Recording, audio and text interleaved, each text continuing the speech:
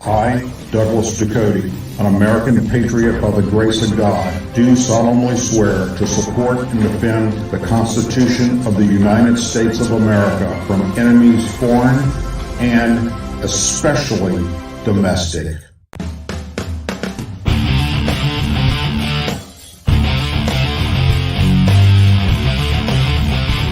I, Douglas Ducote, an American patriot by the grace of God, do solemnly swear to support and defend the Constitution of the United States of America from enemies foreign and especially domestic.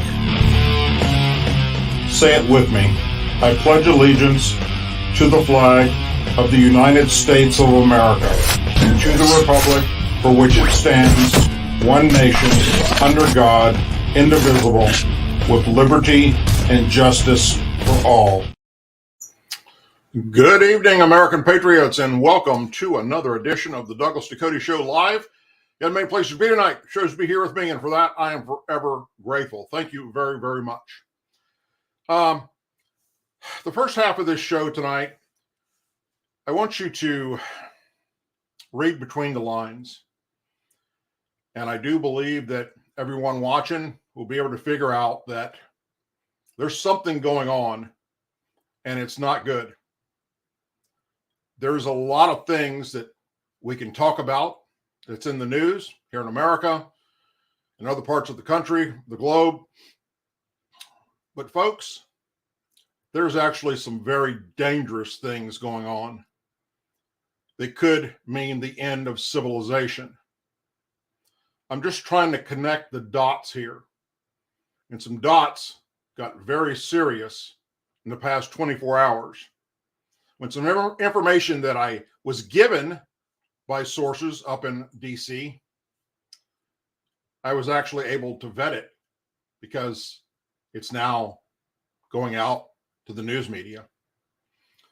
I believe ABC has picked it up, a few other channels, but it's going to be widely known here shortly.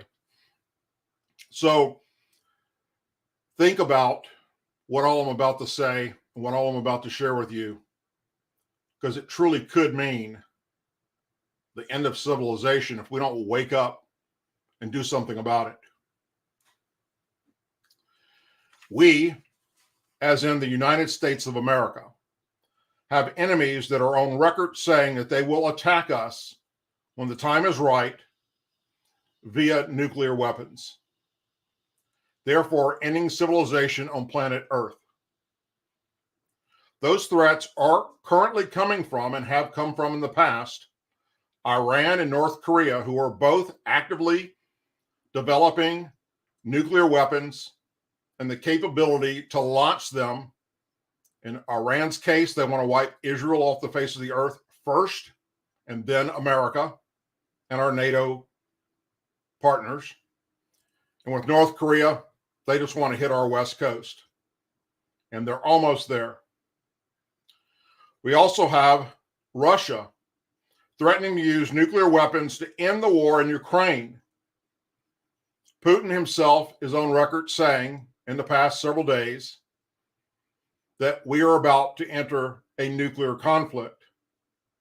We basically backed an injured dog into a corner. He's losing the war in Ukraine.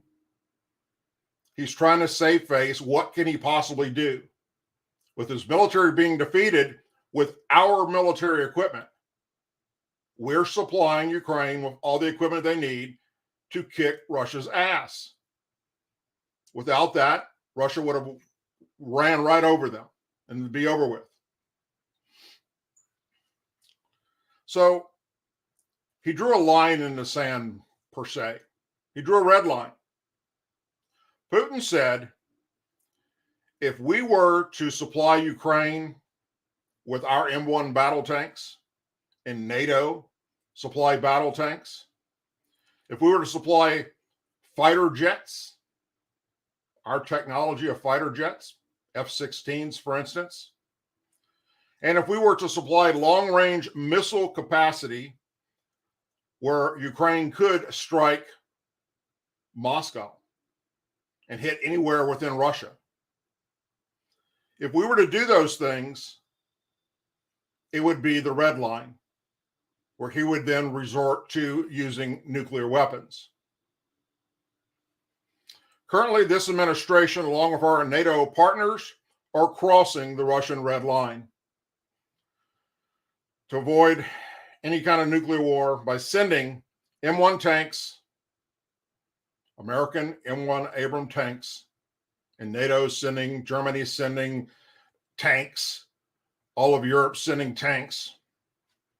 We're also sending F-16 fighter jets, and we're training their pilots, our military pilots are, and we're sending long-range missile capabilities to where Ukraine can strike anywhere in Russia that they feel like. If that was not enough, we also have terrorist organizations such as Al-Qaeda and the Taliban trying to infiltrate our country via our southern border because they can't get in any other way. Our Border Patrol is capturing known terrorists from the FBI's no-fly list crossing the border while trying to blend in with illegal crossers. The Border Patrol, the FBI, the Department of Justice, Homeland Security all know and are on record saying who we have captured and how many have been captured that have been trying to get into our country undetected with the illegal flow. But how many got through without being captured is an unknown figure. It's a fact that for every illegal we capture, possibly 10 are not. Homeland Security Secretary Maracas told a congressional hearing back on April 28, 2022, you may remember, that there were 389,000 plus gotaways in the 2021 fiscal year. 389,000 plus.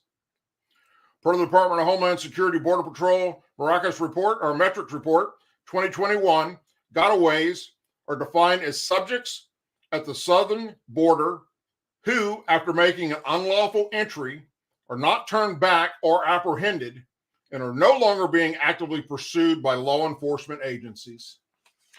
That's what a gotaway stands for.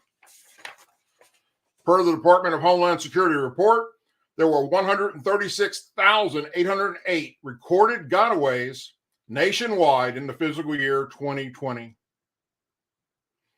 In December of 2022, a news release from the office of Texas Governor Greg Abbott stated that in fiscal year 2022, there were nearly 600,000 gotaways. As for fiscal year 2023, so far, there were 530,000 gotaways per the Border Patrol. So let's do the math. In the past 3 years, under this current administration, approximately 1,655,000 plus people crossed our southern border illegally and were never apprehended. How many in that group are terrorists? Per the FBI, 100 plus non-citizens on the FBI's terror watch list have been arrested already attempting to sneak into the United States from Mexico this past year alone, setting a new record and prompting security concerns. Border Patrol agents determined that 98 of these people apprehended while attempting to cross the southern border illegally in fiscal year 2022 alone was suspected terrorists or closely affiliated with terrorist organizations. When and where will the next 9/11 take place? And what is our government doing to stop this threat and protect the American citizens? So,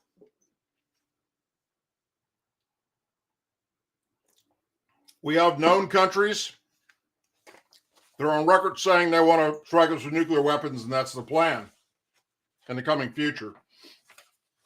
We have known terrorists from Al-Qaeda and the Taliban coming across our southern border because they can't get in any other way, can't fly in because there are no terrorist fly list. So they sneak in that way. We're catching some of them.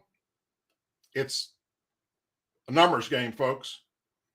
If we catch 10, but yet thousands of illegals crossed that didn't get apprehended, how many are terrorists coming into America, setting up cells?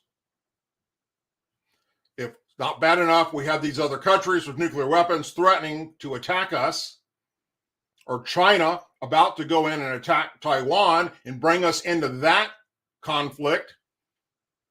We have the terrorists coming across our southern border. You think it can't get any worse? Well, it can. A 30-ton shipment of a chemical used as a fertilizer or an explosive is missing from a California-bound rail train after rail officials confirmed it disappeared during a trip across the West last month. The rail car, loaded with more than 600,000 pounds of ammonia nitrate, left Cheyenne, Wyoming on April 12th. A Union Pacific spokesperson told USA Today this morning. 2 weeks later, it was found empty at a rail stop in the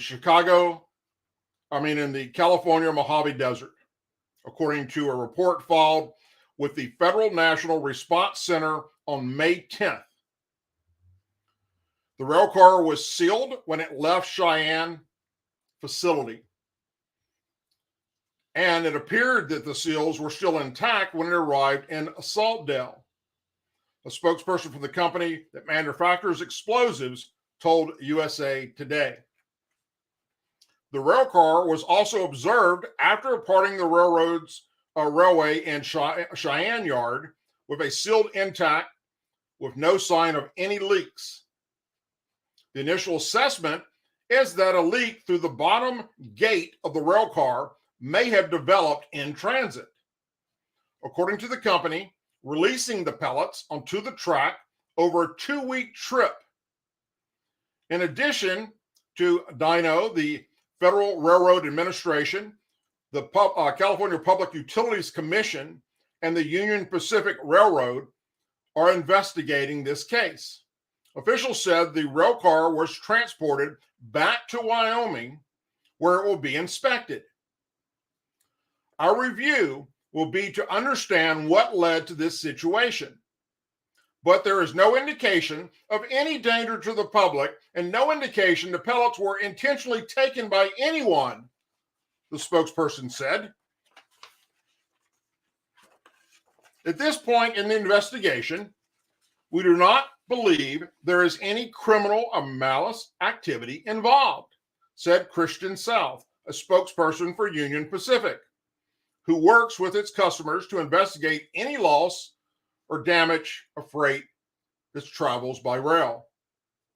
Our investigation is in its early stages because the customer recently reported the possible loss of the compartment of the multi-compartment rail car, South told USA Today this morning. So there were several rail cars. The fertilizer is designed for ground application and quick soil absorbing. If the loss resulted from a rail car leak over the course of transportation from the origin to destination, the release should pose no risk to public health or the environment, she said. Now, what is ammonia nitrate? Ammonia nitrate is explosives under certain conditions. Mixed with something flammable and exposed to flame, it will explode. There was a guy by the name of Timothy McVeigh. If you're in your 20s, 30s, 40s, hell, maybe even your 50s, that name doesn't sound familiar. but the rest of us old folks know very well who Timothy McVeigh was. He used only 2 tons of ammonia nitrate mixed with fuel oil to destroy the Alfred P. Murrah Federal Building in Oklahoma City, killing 168 people back in 1995. But it's not a danger that exists in many places. That's because the chemical, once a popular fertilizer, is rarely used these days. USA reported back in 2013. The nitrate was the main suspected chemical in the Texas explosion that killed 14 people in April of 2013. The explosion at West Fertilizing Company also injured more than 200 and left at least 50 homes damaged beyond repair. When and where will the next 9/11 take place? What is our government doing to stop this threat and protect the American people? So let's look back at this timeline one more time. The rail car departs April 12th. That was 41 days ago, loaded with ammonia nitrate and sealed. The rail car reportedly found empty May 10th, 14 days ago. So sometime between April 12th and May 10th, the content goes missing. That's a full 30 days plus. The rail car was then reported to have been sent back to the rail yard to be inspected. No date given, but considering the urgency of this, a good guess would be the same day or the following day, May 13th. That's if we're being told the truth.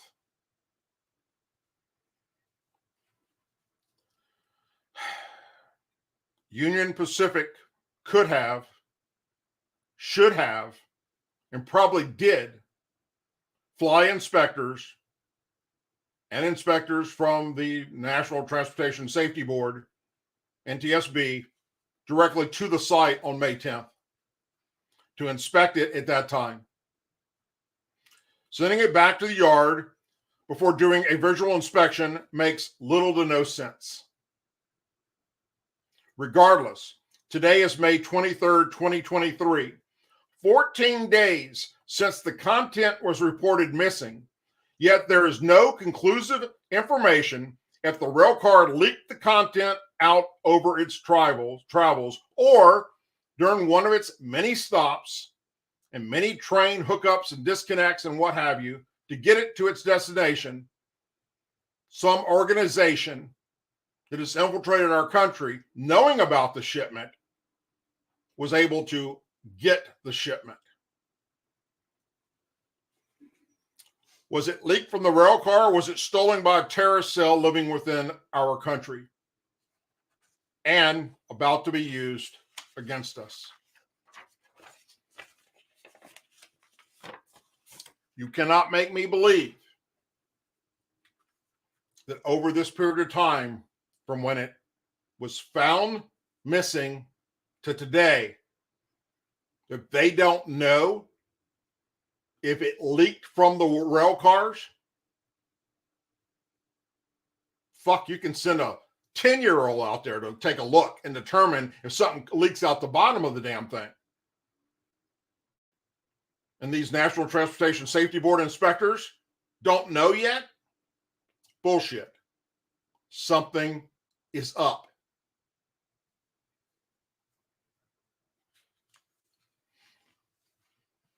Well, here is something the administration is doing, which proves they are concerned about possible nuclear attacks on America, disruption of our power grids.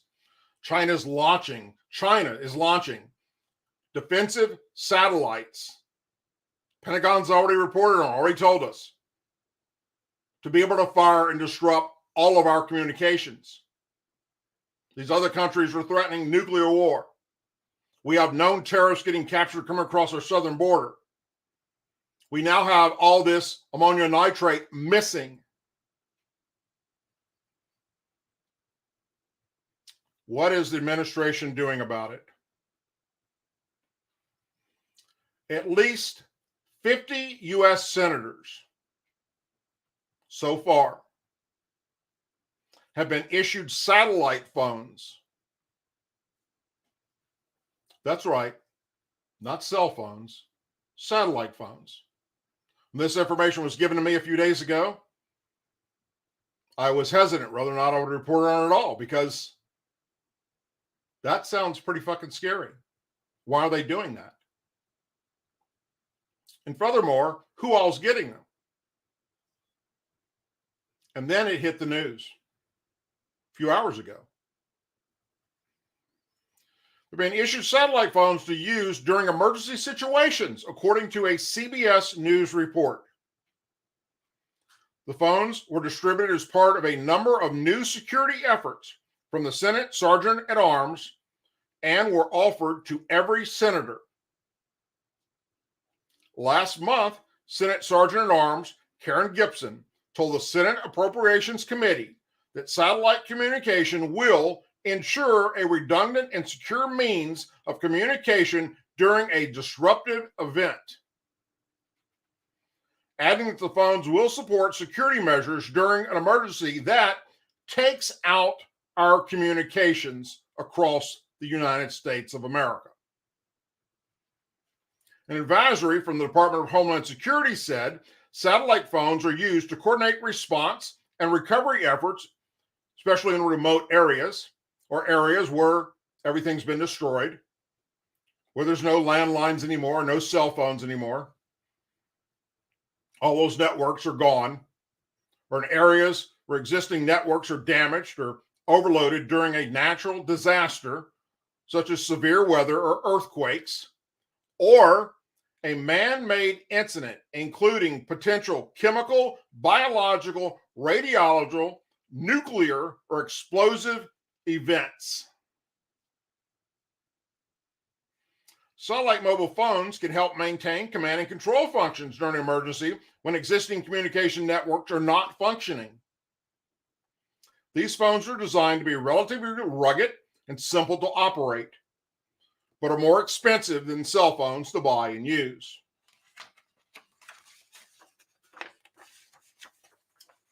While security is a top priority for lawmakers and officials alike, potential life-threatening incidents still occur. An intruder recently entered the home of White House National Security Advisor Jake Sullivan, the U.S. Secret Service has reported. Agents stationed at Sullivan's house were reportedly unaware of the intrusion until after the individual left the scene. How the fuck is that possible? Citing 3 government officials, the Washington Post reported an unknown individual entered Sullivan's home around 3 a.m. Eastern Time, just late April. Sullivan reportedly confronted the unknown man and told him to leave. This is still under investigation. Now, yesterday, actually it was last night, a man with a Muslim name, we don't know much about him right now, Saya Bardash Kendola, drove a U-Haul truck into the White House gates with intent to kill the President of the United States. The U.S. Secret Service said a 19-year-old man who rammed a U-Haul truck into the security gates outside the White House Monday night has been charged with threatening the president. He is facing several charges, including threatening to kill, kidnap, or inflict harm upon the president, the vice president, or any family member, the U.S. Parks Police said. He also faces charges of assault with a dangerous weapon, trespassing, destruction of federal property, and reckless operation of a vehicle. So ask yourselves why the members of Senate, which is controlled by the Democrats, if you don't know that, is the party being given the satellite phones, but not the members of the House? the congressmen, which control the House. What does this administration think is about to happen?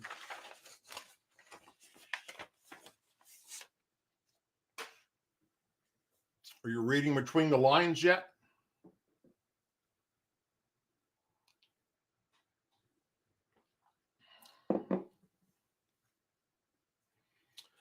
Because this administration and the Democrats in Washington don't care to secure our southern border, protect Americans, thankfully, 24 Republican governors have released a joint statement pledging to assist the state of Texas in controlling the border crisis after receiving Governor Greg Abbott's call for assistance. That's right. The federal government, who is responsible for securing our southern border, has told Texas and other border states to go fuck yourself. We're not going to do anything about fixing it.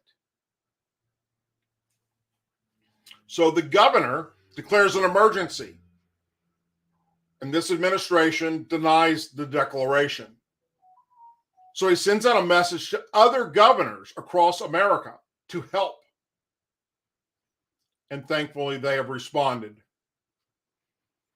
The Republican governors also thanked the Texas governor for his continued effort and recent actions in dealing with the border crisis. The federal government's response, handling the expiring of Title 42, has represented a complete failure of the Biden administration. While the federal government has adapted its duties, Republican governors stand ready to protect the U.S.-Mexican border and keep families safe, the governor said in a joint statement. Every state is a border state. All states have suffered from effects of human trafficking and deadly illegal drugs coming across the border, to include gang members, sex trafficking. Republican governors are leading the way to address the border security by enhancing penalties for fentanyl crimes and human trafficking, while also increasing support for law enforcement, it continued. Texas Governor Greg Abbott has exemplified leadership at a critical time, leading the way with Operation Lone Star and deploying the Texas Tactical Border Force to prevent illegal crossings and keep the border secure. We support the efforts to secure the border led by Governor Abbott, the governor said. The joint statement came after Governor Abbott issued a call for help directed to the nation's governors. The flood of illegal border activity invited by the Biden administration flows directly across the southern border into Texas communities, but this crisis does not stop in our state, Abbott said.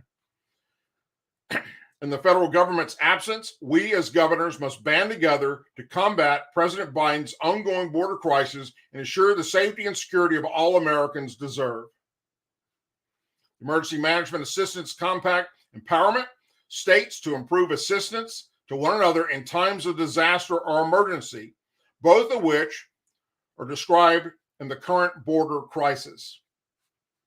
Join us in the mission to defend our nation's sovereignty and territorial integrity, and send all available law enforcement personnel and National Guard personnel resources as you can to the Texas-Mexico border to serve alongside thousands of Texas National Guard and Texas Department of Public Safety troopers.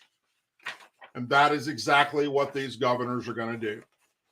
The federal government, under the Biden administration, does not give a flying fuck about me and you. At least the Republican governors across this country realize there's a problem, and they're going to send extra law enforcement, and they're going to send their National Guard to Texas to help secure that border.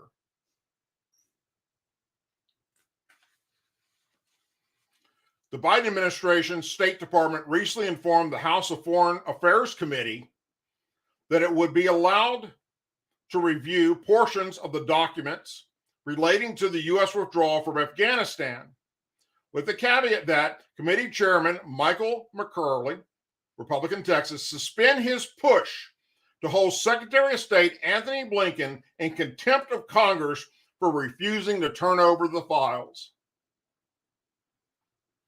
House Foreign Affairs Committee first requested the documents over a year ago. Last week, McCall confirmed a contempt vote to the Washington Times, but hedged it could be suspended should Blinken agree to produce the documents. I hope the Secretary will comply with our subpoena. We're giving him a lot of accommodations, exercised a lot of patience. On a May 14th appearance on ABC This Week, McCall stated he would move further and forward with criminal charges against Blinken. This would be the first time a Secretary of State has ever been held in contempt of Congress, and it's criminal contempt. So I don't take it lightly, he said. Also said specifics seeking fulfillment of a subpoena that requests a distant cable sent by 23 U.S. diplomats prior to the withdrawal of troops. Alleged the communication contained warnings that the Taliban was approaching and Afghan security was degraded while encouraging a faster evacuation. Distant cables are commonly used methods by which American diplomats share concerns and are typically held to anonymous standards in order to encourage candid discussions. 13 U.S. troops died during that evacuation, as we all know, along with an unspecified number of Afghan soldiers and civilians.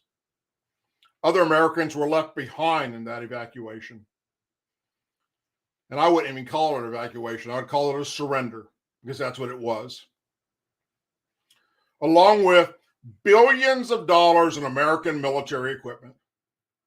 And I call that treason, because that's what that was. According to the Washington Free Beacon, a letter to McCall signified Blinken is prepared to share the documents.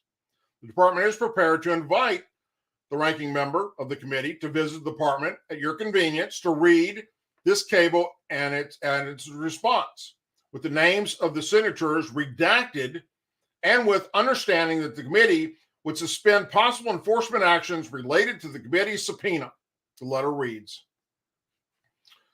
While the congressman has agreed to view the cable, he has not withdrawn the legal standing of his subpoena. The subpoena remains in full force and effect, and the acceptance of this accommodation does not waive any of the committee's rights regarding subpoena, Congressman McCall said. So basically, the State Department said, we are above the law. Just like the FBI says, and just like the Department of Justice says. You do as we tell you to do. We give you whatever information we want to give you. We don't have to answer to you. Although they do. That's the purpose of Congress, is to oversee them. And when we ask for things, they stonewall and do not deliver. We all know that what happened with the withdrawal, that they call it, out of Afghanistan was a debacle, was a complete and utter fucking failure at all levels of government. From the top of the Pentagon to the top of the White House, it was failure after failure after failure. And no one is going to be held accountable for it, because the powers that be, the president, his administration, the Department of Justice, the FBI, the CIA, believe they are above the law and they can do whatever the fuck they want. We watched them do that and get away with that for several years now. That's nothing new.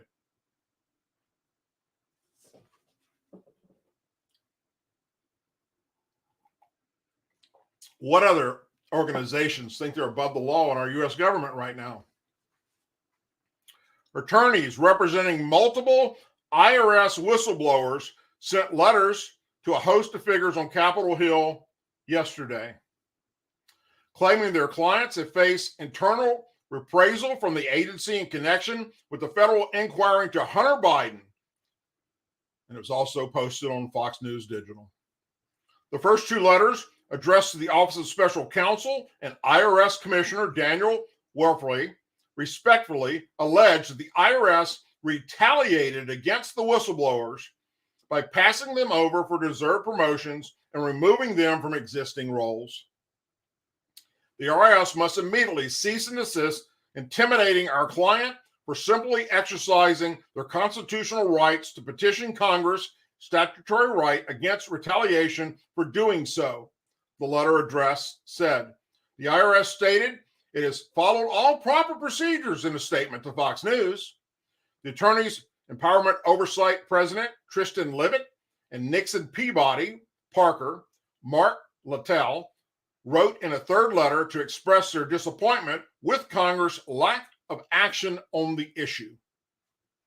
They say they first informed Congress early in May that their client had been told that they had his entire investigation team would be removed from the ongoing and sensitive investigation into high-profile, controversial subjects about which our client sought to make whistleblower disclosures to Congress. It is unclear to what, if anything, you have done or will do with this information to help protect our client and other IRS employees if they come forward with similar concerns for future reprisal, the attorneys added. The IRS responded to the lawyer's claim in a statement to Fox News Digital today.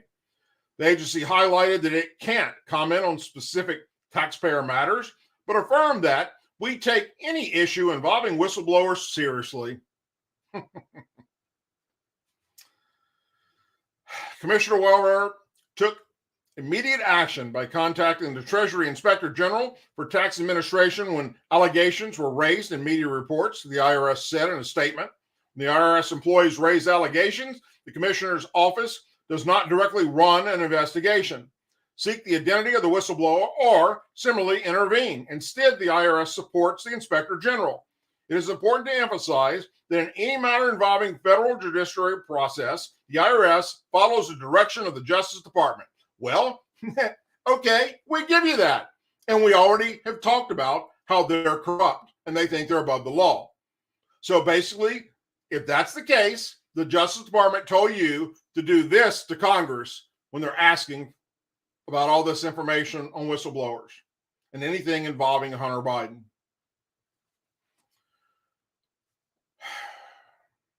I'm not even going to continue on with this story because it's very fucking upsetting. But bottom line is,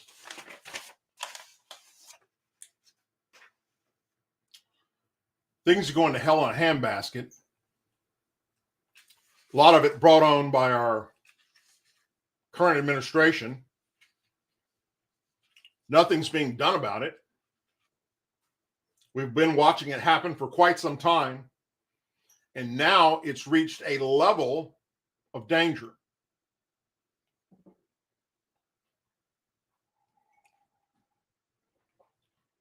The FBI, in a continued attempt to cover up for Joe Biden, failed to turn over a document subpoenaed by House Republicans that alleged details a bribery scheme from then Vice President Joe Biden. The agency refused to provide the document yesterday in a private meeting with the House Oversight and Accountability Committee. The unclassified FD 1023 document details criminal allegations of a pay-to-play scheme related to the Biden's family business dealings, according to whistleblowers at the agency who spoke with Senator Chuck Grassley, Republican Ohio, Representative James Comer, Republican Kentucky, who overchairs the Oversight Committee, issued the subpoena to the FBI, which previously failed to provide the document by a May 10th deadline. Comer said he wants to work with the Senate Republicans to hold the FBI's budget hostage until the agency gets new leadership or provides the document. They don't respect anyone in Congress, Comer said Monday on Fox News. They've been able to get away with this for so damn long. The media continues to turn a blind eye. The Senate Republicans continue to fund the FBI. Why would you change your business model when you're getting everything you want?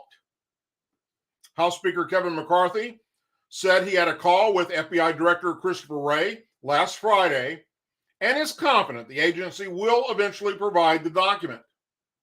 I explained to the director that we will do everything in our power, and we have the judicial jurisdiction over the FBI, and we have the right to see the document, McCarthy told Fox News. You don't have the document because it incriminates Joe Biden and his family, and the FBI is nothing but an extension of the Democrat Party at this point. Now, this next story I've reported on several times in the past. It's really sad.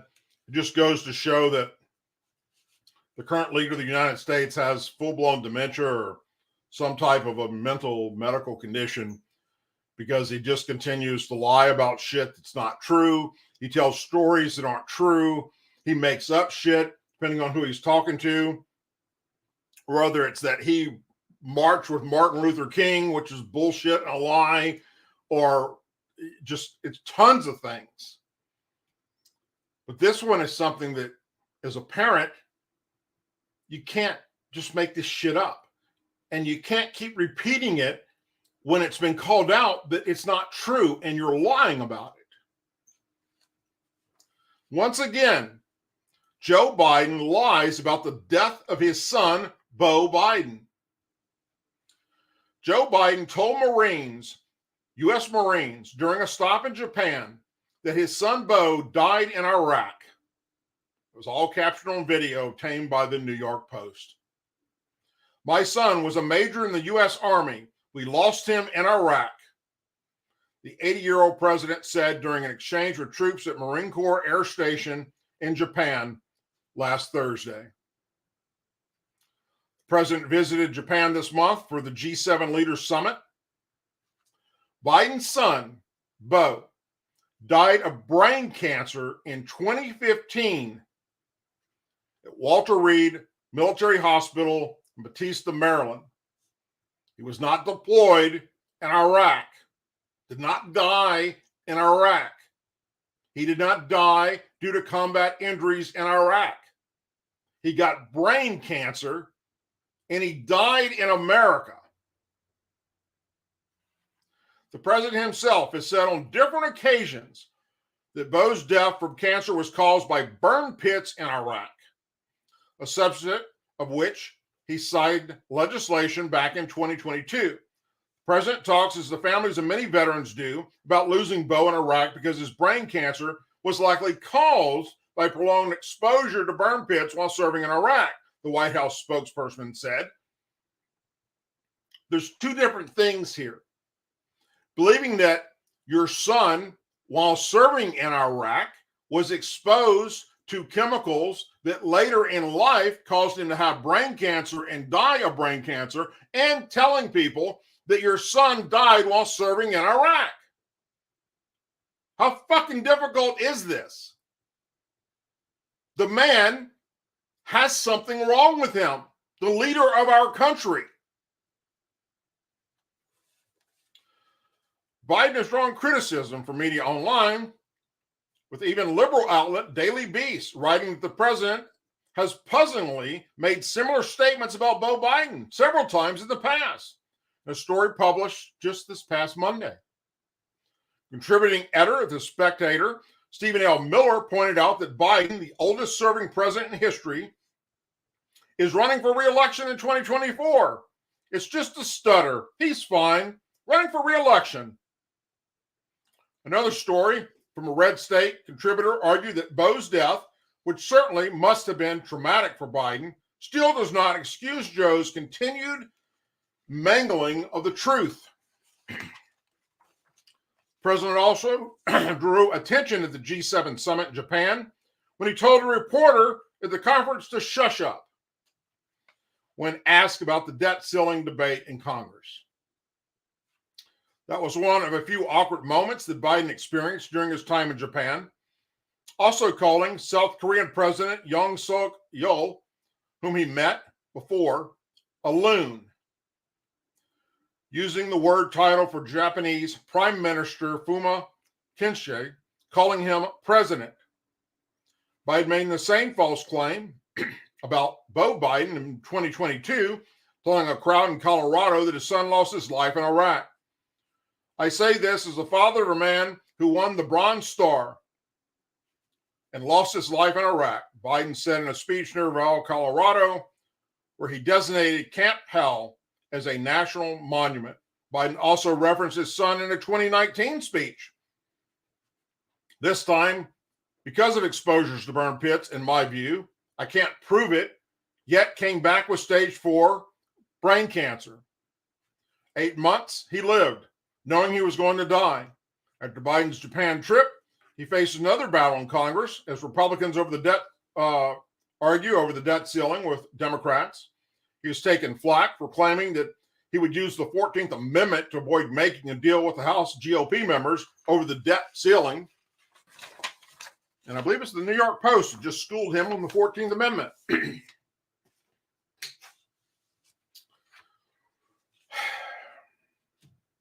The next subject is kind of controversial, depending on who you fucking listen to. But I'm going to tell you the facts of what the fuck's going on here. It's not politically correct. It's going to piss off people on the left. And I don't give two shits because political correctness is ruining and destroying this country. We have to call it out for what it is. If it's wrong, it's wrong. If it's wrong, why is it wrong? Californians need to chill out about reparation proposals and pay their SIN bill. SINBILL. Those strong words come from a senior member of both the state and San Francisco Reparations Task Force. You cannot put a dollar sign on what has been done to Black people. Dr. Amos Brown, a civil rights activist and reverend of the Third Baptist Church, told Fox News Digital. Our SIN bill in the nation has been so high, and because of the long years of doing nothing, the interest has grown. Earlier this month, the California Reparations Task Force, which Brown is vice chair of, approved its final recommendations on how the state should compensate Black residents for the lasting effects of slavery, including cash payments of up to $1.2 million per Black person. And of course, the governor, who allowed this to be set up, and as a Democrat, said, that's not even fucking possible. Even if we wanted to do it, it can't be done. Brown also sits on the San Francisco African American Reparations Advisory Committee, which released a report earlier this year recommending $5 million payouts, guaranteed annual income of at least $97,000 a person, debt forgiveness for the city's Black residents. All we did was evaluate the harm and state the case of what it might mean in terms of dollars and cents, Brown said.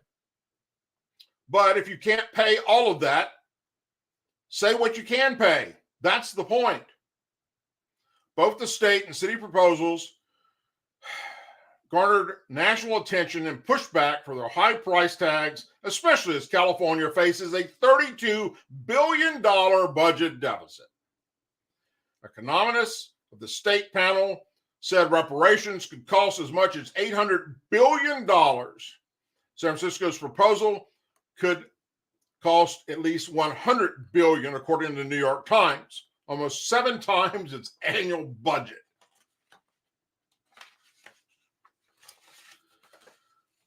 They ought to say, this is what we can afford, Brown said.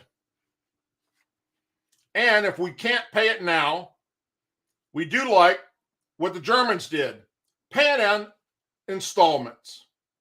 Brown said, even when the U.S. was in more economic, prosperous times, Black Americans were still treated unjustly.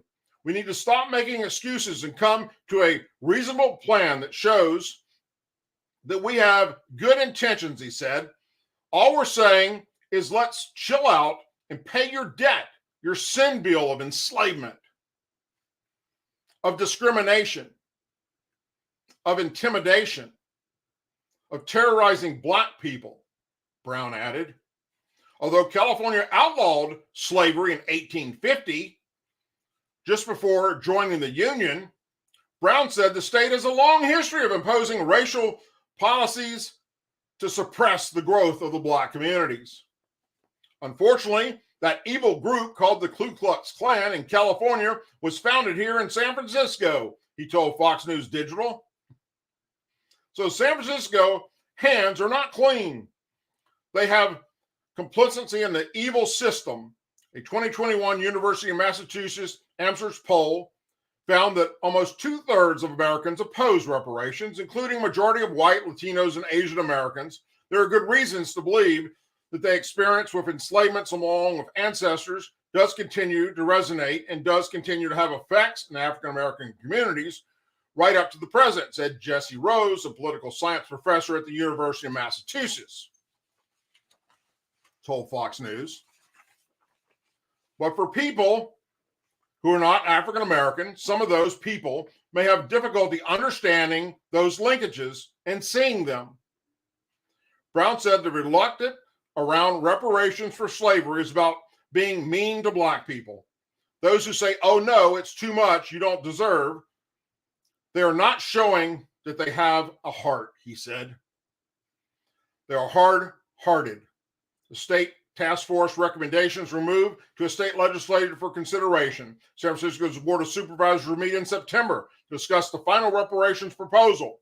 Brown said he is hopeful the state and municipal bodies will vote to make reparations a reality. The ball is in their court. We have done our job, he said. Let's talk about how black people are so oppressed. While liberals and Democrats continue to push all across America for reparations for black people because they have been suppressed, let's understand a few facts about black Americans. Madam C.J. Walker, who none of them who are pushing for reparations have a fucking clue who that is, born Sarah Breedlove, December 23rd, 1867, and died May 25th, 1919, was an African-American entrepreneur. She is recorded as the first American female self-made millionaire and is in the Guinness Book of World Records for her accomplishment. So in the 1800s, the first female to become a millionaire was African American.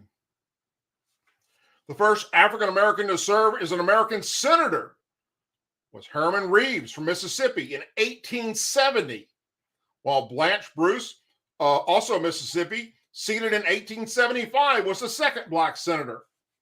Black people are a majority of the population in many congressional districts across the South. In 1870, Joseph Rainey of South Carolina was elected to the House of Representatives, becoming the first directly elected black member of Congress to be seated. Black people were elected to national offices from Alabama, Florida, Georgia, Louisiana, Mississippi, North Carolina, Texas, Virginia. Every state, actually. Robert William Stewart was an American police officer, appointed in 1886. Stewart was the first black officer and the first black officer of the Los Angeles Police Force. Oh, that happens to be in California, by the way, Reparations Task Force. James McCune Smith was not just any physician. He was the first African-American doctor in 1830.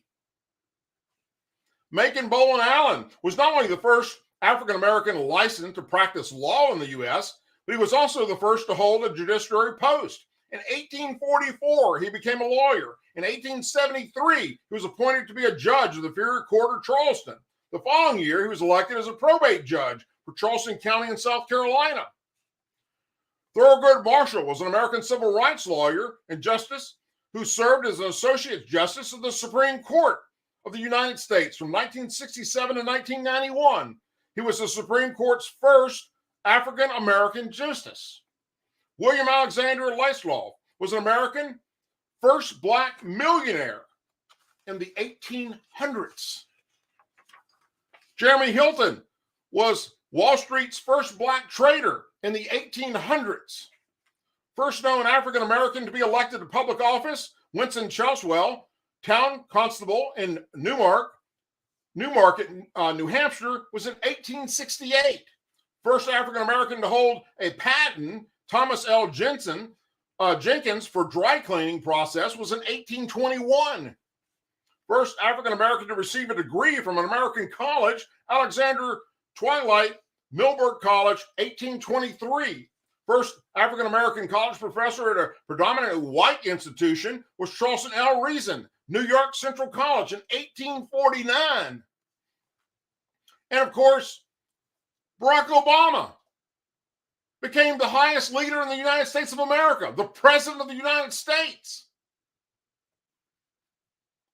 Google list of African American first.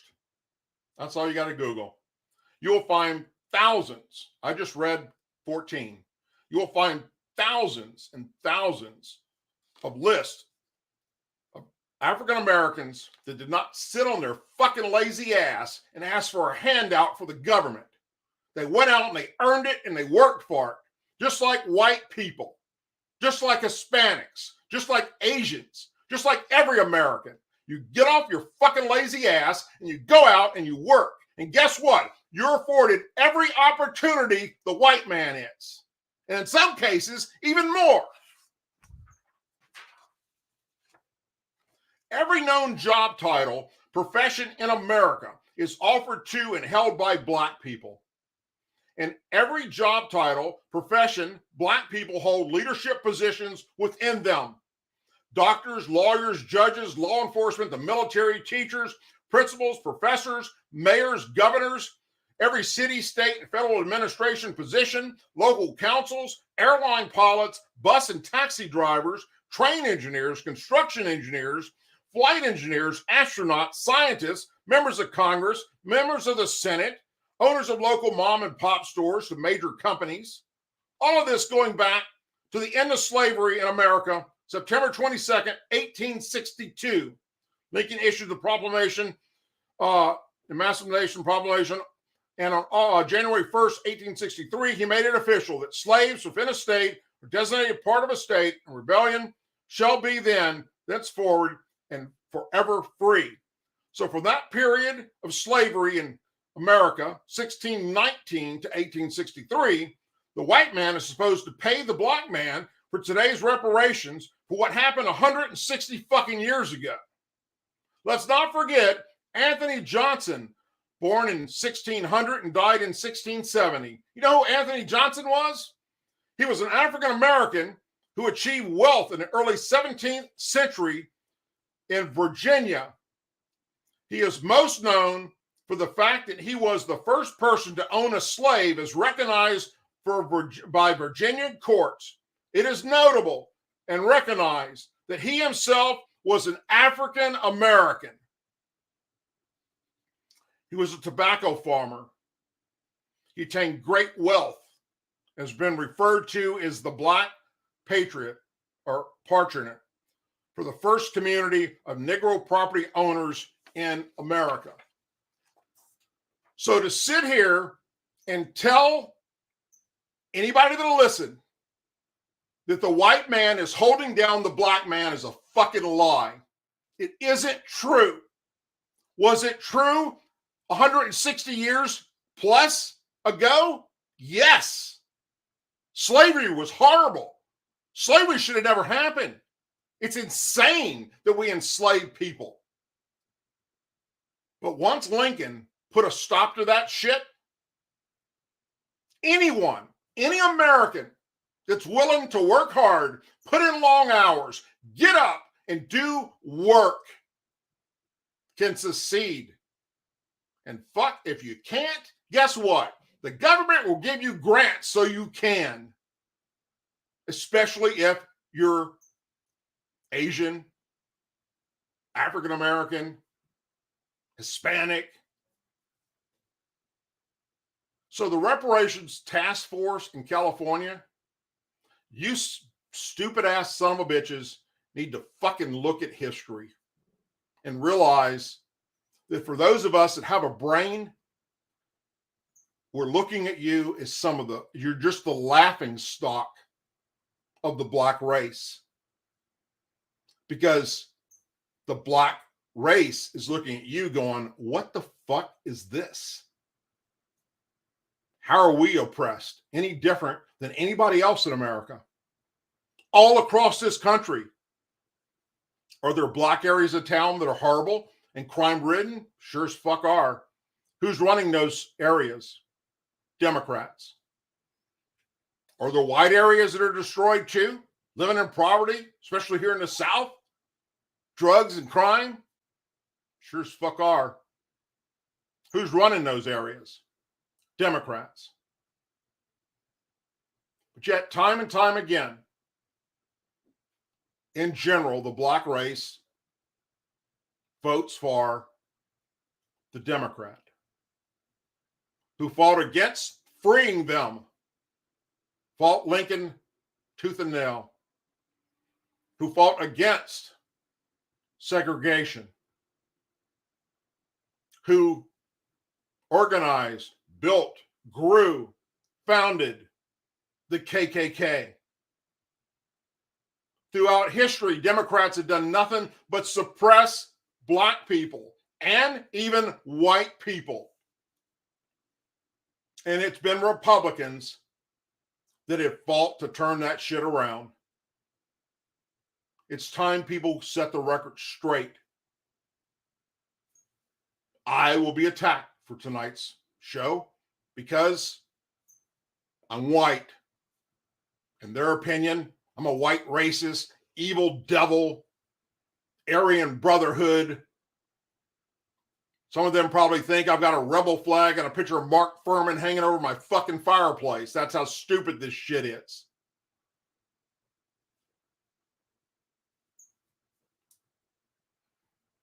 If we don't destroy ourselves from within over stupid shit, we will destroy ourselves by allowing the evil outside of our country to come into our country and destroy us. And that's where we're headed right fucking now. And what's being done about it by our CIA and our military and our FBI and our Department of Justice? Not a goddamn thing. All they're doing is going after Republicans, MAGA supporters, Trump supporters, and letting Democrats walk away with whatever the fuck they want. That's a fact. It's a fact, Director Ray. It's a fact, Joe Biden.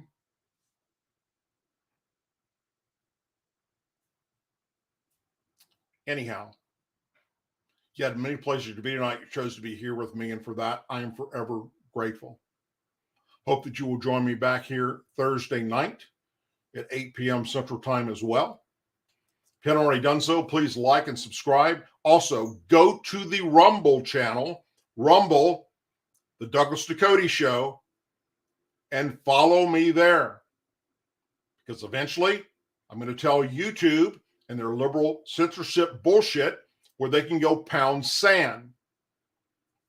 And when I do that, it's going to be in such a drastic form, not only will you want to watch that when it happens, but I guarantee you they will hit the delete button to make this channel go away because I'm going to expose some shit. Also, go check out douglasducote.com, my website. In the description of this show, all my shows, all my videos, you'll be able to see the locations you can follow me, as well as all the locations, links, sources, and URLs where I, Douglas M. Ducote Sr., pull these stories that I share with you, along with my personal belief on each story. Thank you. God bless you. As always, please say a prayer for our men and women serving in the United States military, our veterans, our law enforcement officers, our first responders and their families, our angel families, our blue and gold star families, and our country. May God bless the United States of America. May God bless each and every one of you. I'll see you Thursday night right here at 8 p.m. Central. Thank you, everybody. Good night. Be blessed.